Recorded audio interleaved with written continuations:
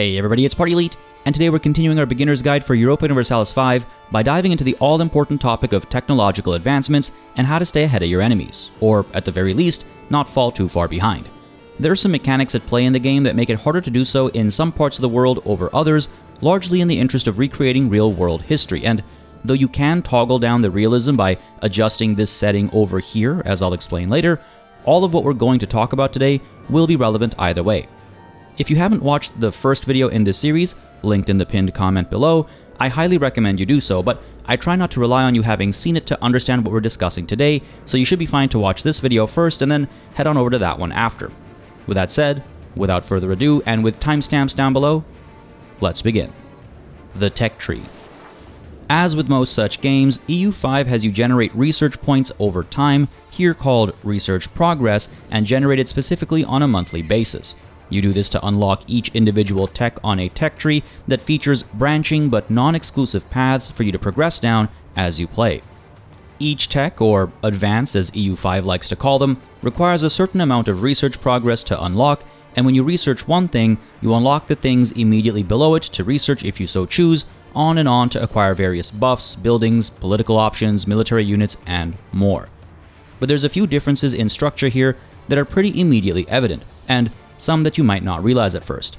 For one, as you can see, the tech tree is divided into multiple ages, with each one having a set end date. As you enter later ages, you'll see technologies require more research progress each to unlock, but the technologies of older ages become cheaper too. Keeping your rate of generating research progress high then is essential as time goes on, and it does become easier to catch up over time as well. What's more, as you enter new ages, you'll be presented with a choice of 3 focuses. While picking one over the other won't instantly make you top dog in that category, it will likely skew you in that direction by giving you access to specific advances. Study these closely before making a decision, and don't feel like you always have to pick the same one. Your objectives might shift over the centuries, and this decision should reflect that. You should probably also take into consideration the unique texts that you already have access to for various other reasons. Marked in purple with icons to the side to explicitly tell you why you have access to something, there are certain advances that are exclusive to a nation because of its religion, its government type, its culture, or perhaps the country itself. When choosing which country to play, you'll see these marked clearly as well, and so really, the country you pick will skew your playstyle in a certain direction as well. That's not to say every single country has a unique set, especially since many factors like religion, culture, and government type are shared anyway, but some countries have a large number of specific technologies that give them the upper hand in some aspect of the game or another. What's more, different nations start with different advances already unlocked from the start. See how, for example, the Haudenosaunee tribes don't even have the ability to tax their populations at the start of the game without first acquiring the appropriate advance, or how they aren't able to colonize without the right advance either. Naturally, the European nations start with both already unlocked. The tech tree is undoubtedly daunting to look at, and it can be hard to see why a technology is important without already knowing what each little modifier does. This is where my guide video that I've linked in the pinned comment below will come in handy just to help you understand some of these finer details. But for now, just know that when you do know what you want, regardless of how far down the tree it is, you can simply click on it to queue all the necessary prerequisite advances up automatically. Alternatively, you can manually queue up technologies, right-clicking to remove from queue instead. Also remember to use the search bar to seek out what you're looking for, age by age. I wish this was a bit more intelligent, as you really have to know what it is you're looking for and search for it correctly, but it does the job for now as you seek out building names or various modifiers and attributes and concepts that you might want to find relevant advances for. You can also search out the advances by name specifically if you already know what you're looking for and just need to find where it is on this giant tech tree. But remember, you have to search each age individually. Either way, as you go to choose what to research next or what to make progress towards down the line, you'll notice that within each of these ages are multiple branches, and at the head of each of these branches is one tech that is typically locked behind the embracing of an institution, meaning that entire tree is locked off until you embrace this particular institution. You'll see this kind of locking in action from as early as the first age, but it becomes more and more of a blocker right from the second, potentially grinding your technological progress to a halt. So, let's discuss institutions and how to get them. First, I want to quickly outline the difference between an institution being present versus embraced. Institutions spread around the map from location to location, and when it is fully spread in a location, it is considered to be present at that location. When the institution is present in enough locations within a nation, encapsulating at least 20% of its population, then the nation is able to spend some resources to embrace the institution, with it costing less and less to do so as more locations have the institution become present. A nation embracing an institution is what unlocks access to the associated advances, as it represents a full acceptance of the ideas of an institution by the spirit of the nation and the powers that be. Institutions are high-level concepts or ideas that were considered revolutionary to the world at the time, even if they existed in some form prior, like the idea of professional armies, banking, and even meritocracy. EU5 suggests that certain advances are simply impossible to happen unless the concept or idea is fully accepted by a nation to begin with, and what's more, the game by default tries to model a somewhat historical representation of how these institutions came to be and spread around the world. Something as simple as feudalism, for example, won't be available to the Haudenosaunee tribes without a very specific set of actions, and so they won't have access to this entire selection of advances. Institutions are locked to specific ages, but once in that age, each institution within it has a very small percentage chance of showing up in any given month. Where it might show up is determined by this game setting here, ranging from historical accuracy to randomness, but regardless of what you pick, once an institution spawns on the map, it won't also spawn somewhere else, but instead has to spread from that first location. If you enter the institution's map mode, you'll see that each location is color-coded to represent what institutions are present at that location, and you can select a location to get more details, including any progress it's making towards additional institutions. A location can increase the presence of multiple institutions at a time, and you'll often have to take a very direct role in this process, especially when playing in South and Southeast Asia, Africa, or the Americas.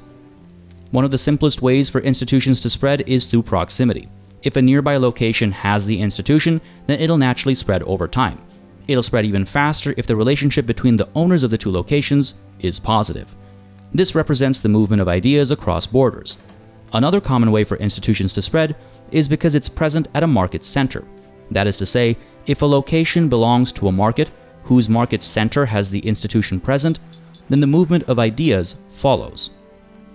While it's not possible to physically move a location closer to a location that has an institution present, it is possible to influence what markets your locations are a part of. If you see a foreign market has managed to get an institution in its market center, and you don't have a market of your own, you can then try and improve your diplomatic relations with them to ultimately ask for market access preference. This will make your locations more likely to join their markets, and that would then help the spread of the institution in your locations, kicking off a chain reaction for all neighboring locations as well.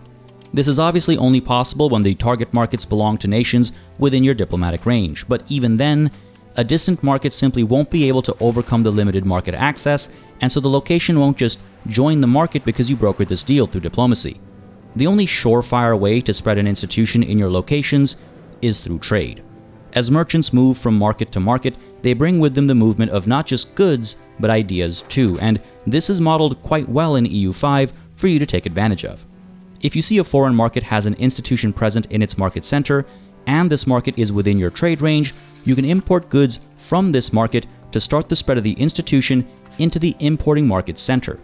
Note that the amount of trade capacity you spend importing from such a location will increase the base level of institution spread, and importing from multiple such markets helps too. And it doesn't matter if the trade is profitable or not. Sometimes it's okay to trade at a loss just to help the spread of an institution into your nation. Once the importing market center has the institution fully present, all the other reasons for the spread of an institution kick in as described earlier. But while these various methods create a baseline for the spread of an institution, there are plenty of modifiers that can bolster the rate rather significantly. Some apply across a nation. Advances like classic scholasticism, exchange of ideas, smrti, and anything else you can find while searching for institutions across the ages will help in one way or another, applying a buff across your nation's locations. Some of these advances are nation, culture, or faith-specific, as noted earlier. Then there are some cabinet actions like promote institutions, only available a bit further along with the help of advances, but they can help bolster the process and they even act as instigators. Other modifiers are location specific, like if a location imports and exports goods, the more it does so, the faster it takes on an institution. High average satisfaction makes a difference as well, with 100% average satisfaction giving a 10% boost. Being a port or a market center makes a significant impact, and having high development helps quite a bit too. You can also build buildings in a location, like libraries, universities, and other nation-specific buildings. Pursued with intent, you can acquire institutions quite quickly, whittling centuries of work down to mere decades, but geography still plays a limiting factor. Most institutions will spawn in Europe as the game progresses, and depending on your nation, these European nations may or may not be within trade or diplomatic range. The good news is that institutions tend to naturally find their way towards Mecca, so if you're in Africa or Asia, as long as you can get within range of Mecca, you're in a good spot. If you're in the Americas, you just kinda have to wait for the Europeans to show up first. Conquering or colonizing land near Mecca then becomes important, even if it's just a single token location that can act as a market center to import institutions to and then export them further into your other markets and their market centers. A complex process of daisy chaining, yes, but again, without institutions, you are consistently falling behind your future rivals. But even if you've embraced all the institutions in the world as soon as they come around, there's still something that could be holding you back. So let's discuss improving research speed. As mentioned earlier, you accumulate research progress on a monthly basis, and as long as you have an advance picked, that research progress will be immediately assigned to said advance to make progress towards unlocking it. If you don't have an advance picked though, you will still accumulate research progress up to a maximum point, at which point you can choose an advance to immediately dump your progress into. In theory, this is useful if you're not quite sure which way you want to go and don't want to waste any research progress, but make sure you don't go months on end at capacity without assigning an advance. As mentioned earlier, every tech has a base cost, with them getting more and more expensive in later ages, but as you advance through the ages, tech from prior ages become cheaper and so faster to research. That's mainly to help you catch up or cover gaps though. To actually get faster at researching, you need to invest in a few key factors. The one that's most readily available for you to have an impact on is your clergy estate's satisfaction. Give them privileges, tax them as little as possible, and otherwise take advantage of any events that keep them satisfied, or at least be careful not to go too hard on event decisions that make it drop. Government reforms like exchange of ideas are also a great help, though they do require pushing specific societal values over a long period of time. On the topic of which, being more sinicized than not bolsters research speed, so feel free to get a cabinet member to push for this societal value as well. Now, there are certain advances, often specific to a nation, culture, or religion, that help speed up research progress as well. Search, research in the individual age tabs to find your options, if any are available to you. Some nations will also have specific mechanics like self-control here from Hinduism that, when properly managed, can bolster research rates as well.